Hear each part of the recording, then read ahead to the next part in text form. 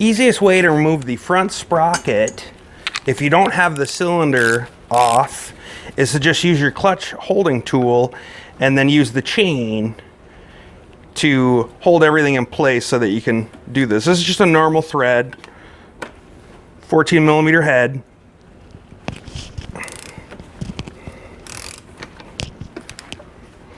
And if you had the cylinder off, you could just use the conrod holding tool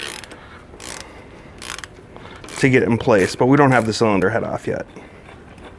So go ahead and remove that. And then the order on this is you have your center bolt, and then you have your spring holder, and then below that is another spring holder, like retainer. And then this acts as a cush right here on the sprocket. So, and then you can actually withdraw that with the, we'll pull out the clutch center.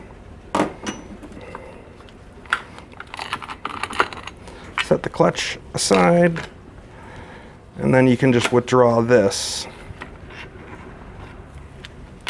And there's that. And then below that, you have the actual sprocket holder, and then below that on Series 2 and Series 3 and GP engines, you're going to have the oil throw washer. On Series 1s, you'll have no recess here to accommodate for this, so you just don't use one.